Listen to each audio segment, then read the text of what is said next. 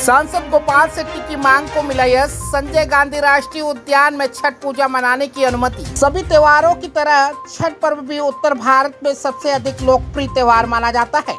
वहीं बात करें मुंबई शहर की तो मुंबई में करीब 25 लाख से ज्यादा उत्तर भारत के लोग रहते हैं। मुंबई शहर में यह पर्व बड़े ही धूमधाम से मनाया जाता है। हालांकि इस पर्व को लेकर उपनगर मुंबई के संजय गांधी राष्ट्रीय उद्यान बोरिवली में पर्यावरण और जानवरों की सुरक्षा को ध्यान में रखते हुए छठ पूजा मनाने को लेकर पाबंदी लगा दी गई थी, जिसे लेकर भाजपा के सांसद गोपाल शेट्टी ने इसे सनातन धर्म में रोड़ा बताया था। सांसद गोपाल शेट्टी ने वन मंत्री और वन विभाग के सभी आला अधिकारियों के साथ बैठक कर छठ पूजा मनाने और मूर्ति विसर्जन की अनुमति मांगी थी, जिसे आज कहीं न कहीं यश मिला है। ऐसे में हमारे संवाददाता रितेश तिवारी ने सांसद गोपाल शेट्टी से इस विषय पर खास बातचीत की। पूजा आगामी छठ पूजा जो पूरे उत्तर भारत में सबसे प्रसिद्ध त्योहारों में से एक माना जाता है। कहीं ना कहीं पिछले कुछ वर्षों से नेशनल पार्क बोरिवली के नेशनल पार्क में वहाँ पर छठ पूजा करने को लेकर पाबंदी लगा दी गई थी, जिसकी मांग को लेकर के सांसद गोपाल शेट्टी अग्रणी रहे हैं। में अब इस साल से नेशनल पार्क में छठ पूजा मनाया जा सकता है। बात करते हैं सांसद गोपाल शेट्टी जी से। जी हाँ, नमस्कार। देखिए, मैं थोड़ा डिटेल में बात करना चाहूँगा।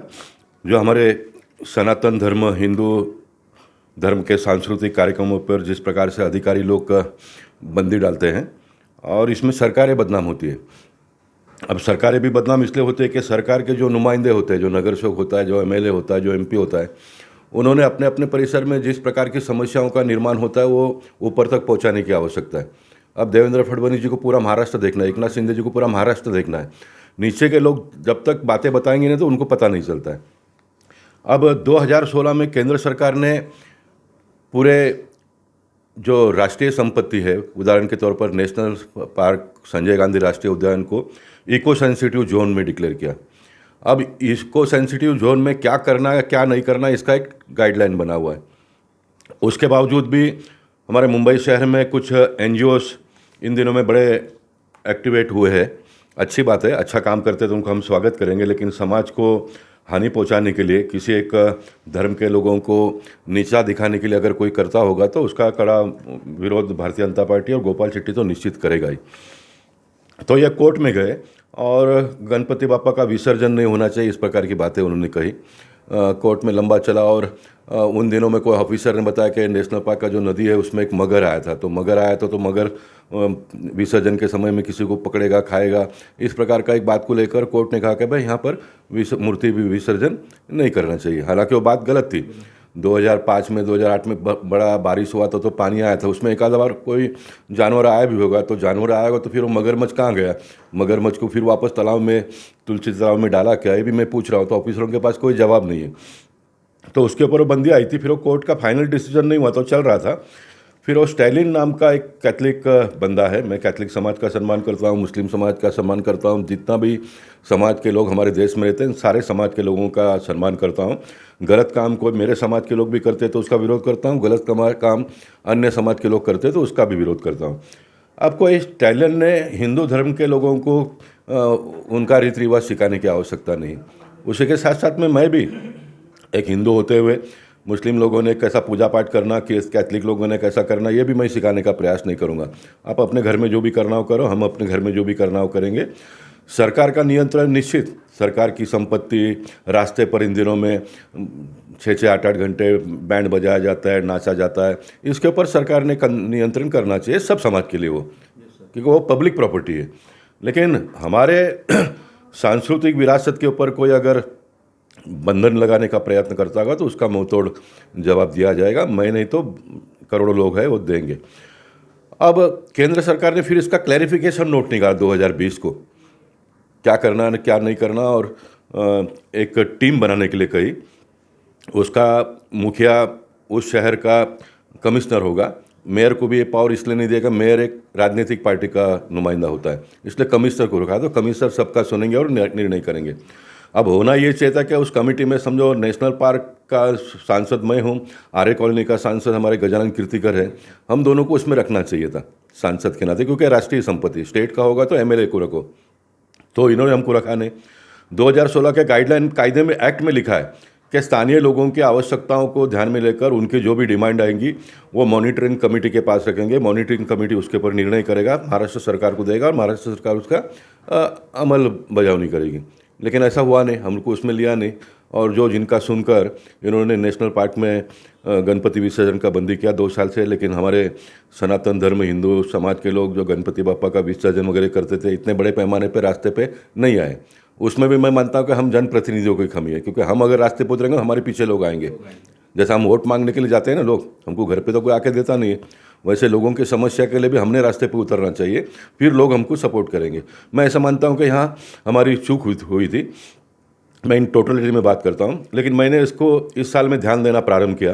मैं गणपति बापा के समय पर भी विरोध किया, नवरात्र के समय पर भी विरोध किया, फिर अभी छठ पूजा आया, फिर बार बार कंटिन्यूशन में मैं डॉक्टर राधाकृष्ण विखे पाटिल है उनके साथ में मीटिंगें की। हमने गोरेगांव में मीटिंग की, मंत्रालय में मीटिंग की, और उन्होंने सकारात्मक निर्णय किया कि भाई जो कायदा है उसके हिसाब से आपने मदद करना चाहिए। और फिर कल मॉनिटरिंग कमेटी की मीटिंग हुई और उस मॉनिटरिंग कमेटी में ये निर्णय होगा आर्य कॉलोनी और नेशनल पार्क दोनों जगह पर आर्टिफिशियल फॉन्ड बनाकर वहाँ पर छठ पूजा किया जाएगा। अब दिन एक ही बचा है, इसलिए मैं इस साल इसको एक्सेप्ट कर लेता हूँ, लेकिन अगले साल के लिए मैं उसकी व्यवस्था करूँगा। मैं ये बिल्कुल बर्दाश्त नहीं करूँगा, क्योंकि हमारा सनातन धर्म जो बहता पानी है उसमें इस प्रकार के सारी विधियों को करने की इजाज़त देता है, तो वो हम करेंगे। अभी नेशनल पार्क में अभी भी आप जाकर देखेंगे तो अभी पानी उसमें सूखा हुआ है, थोड़े एक जगह पे है, दूसरी जगह पे सूखा हुआ है। तो हम जूने पद्धति से यहाँ पर उसको बांध डालकर बारिश का पानी वहाँ पर रहे, ताकि छठ पूजा भी दोनों लाइन पे खड़े रहकर लोग करें, इस प्रकार की व्यवस्था हम करेंगे। गणपति बापा का उसमें विसर्जन हो उसकी व्यवस्था करेंगे, देवी की मूर्ति का विसर्जन हो वो भी उसकी व्यवस्था करेंगे। ये सब मैं काम क्यों कर रहा हूँ, मैं आपको एक पेपर बताऊंगा। ये हमारे आरटीआई एक्टिविस्ट इतने आगे जा रहे हैं, वो आगे क्यों जा रहे हैं कि हम पीछे नहीं पड़ रहे, हमारा दुर्लक्ष्य हो गया। इन्होंने मीटिंग में ये कहा कि पौंड आप नदी के बाजू में बनाते हो तो पौंड का पानी भी, मराठी में उसको जिरून बोलते हैं, कि वो उसमें से वापस नदी में चला जाएगा। मतलब इनका दिमाग इतना टेक्निकल चलता है, इतना चलता है। ये मैं इसलिए कह रहा हूँ कि हम लोग चुपचाप बैठे हैं, इसलिए इनका दिमाग इतना चलता है, तो इनके दिमाग को हमको ब्लॉक करना पड़ेगा।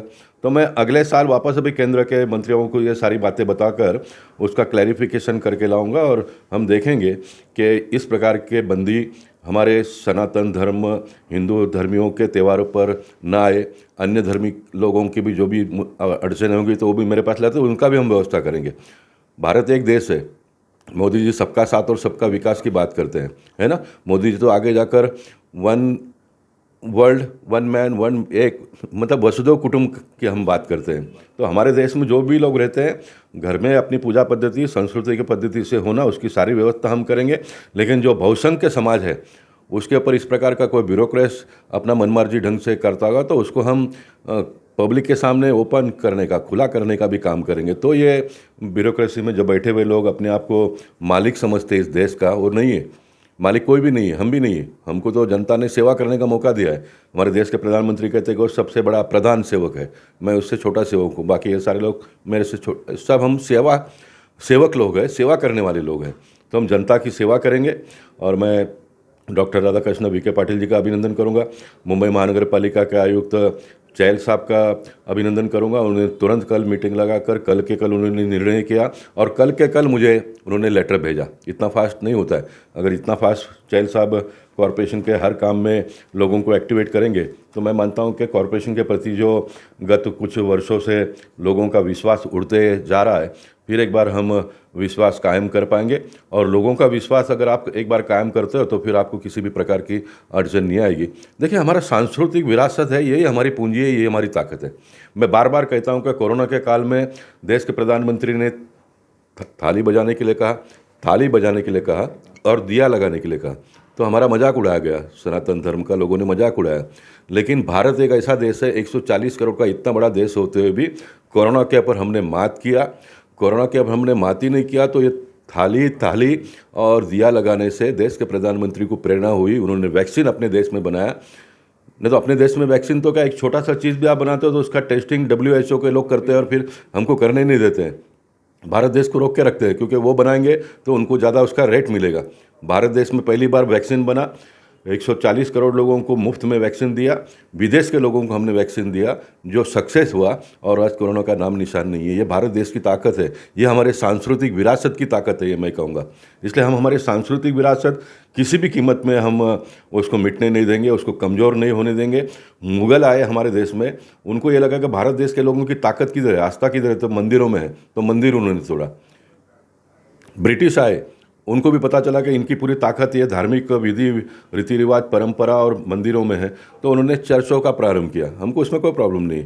आज भी जो ब्रिटिश गवर्नमेंट के चर्च बने हैं उसका हम सम्मान करते हैं, लेकिन इसका ये मतलब नहीं कि आप हमारे हिंदू मंदिरों के ऊपर बंदी लाओ। और हमारी देश की ताकत ही ये है कि हमारे सांस्कृतिक विरासत जो है वो हमारी ताकत है। इसलिए मैं ये चाहूँगा कि देश के प्रधानमंत्री जिस प्रकार से विकास को आगे बढ़ाते हैं, विकास के साथ साथ में हमारे संस्कृति को भी हमको साथ में लेकर चलना पड़ेगा, जो देश के प्रधान लेकर चल रहे हैं। लोगों के अनाप शनाप गालियों के बाद में भी नदियों को इतना स्वच्छ करने का काम उन्होंने किया। महाकाल का मंदिर का जीर्णोद्धार, बहुत सारे मंदिरों के बड़े बड़े निर्माण हुए। राम मंदिर तो 22 तारीख को उद्घाटन होगा। ये पूरे देश में यही हमारी ताकत है, तो इस ताकत को हमको बरकरार रखना पड़ेगा।